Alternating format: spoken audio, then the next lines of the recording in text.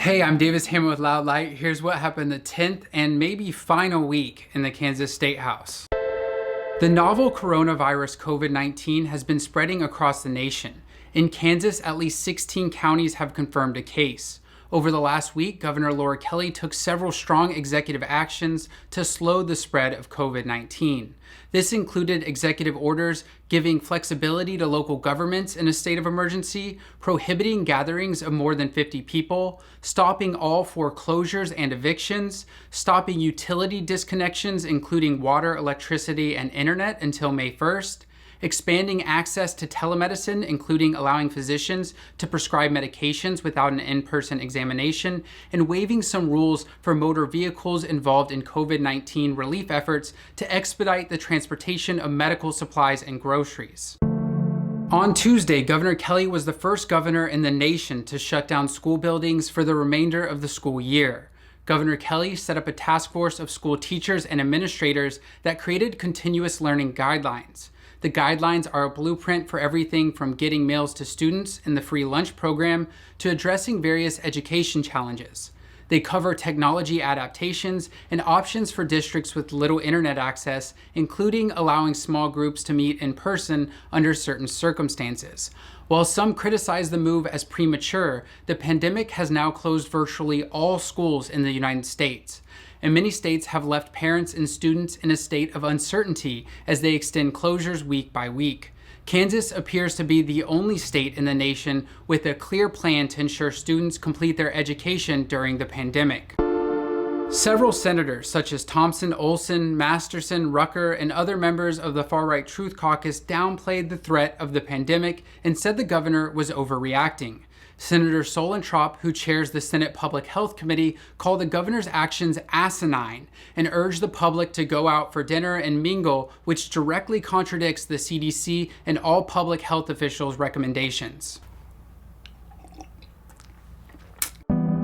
A slate of legislation was passed to deal with COVID-19, including a law allowing the court system to adjust deadlines and authorize video conferencing for court proceedings, a law allowing the Department of Education to waive the normal minimum school duration requirements for the year, and a law removing the 1-week waiting period to receive unemployment benefits and extending the length of time someone may receive unemployment from 16 to 26 weeks.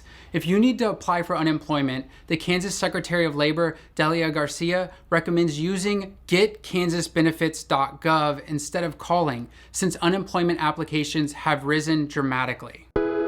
Governor Kelly's administration rolled out a hospitality industry relief emergency fund, which provides one-time loans of up to $20,000 with 0% interest to restaurants, bars, and other small hospitality businesses impacted by the pandemic. Additionally, the governor's Secretary of Commerce, David Tolan, finalized approval for Kansas small businesses to be able to apply for federal disaster loans of up to $2 million. A budget was passed to keep the government functioning throughout the crisis. The legislature specifically allocated $65 million to help address COVID-19, but left out a variety of other spending proposals in order to leave a large ending balance. This gives the state financial flexibility in addressing COVID-19 and the ongoing economic decline. A state of emergency expires 2 weeks after a governor declares it, unless the legislature extends it. A bipartisan unified House moved to extend the emergency through the year, but was undermined by far-right senators who doubted the threat of COVID-19 and sought to limit Governor Kelly's authority to respond to the pandemic. Senator Pyle amended the resolution to say the governor can't take your guns. Then Senator Tyson amended the resolution to remove several of the governor's key powers, including her power to utilize all available resources as reasonably necessary to cope with the disaster. These amendments would not have actually changed the emergency power laws. They would have just stripped this specific governor of powers during this specific crisis. The House rejected the Senate's resolution.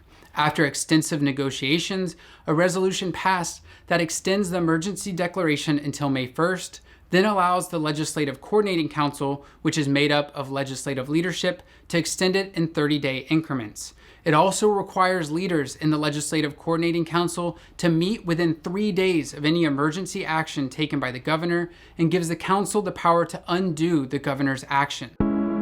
After a week of delays caused by the Senate, the legislature finally adjourned on Thursday evening. The adjournment resolution calls for the legislature to return on April 27th, but allows legislative leaders to postpone that until May 21st.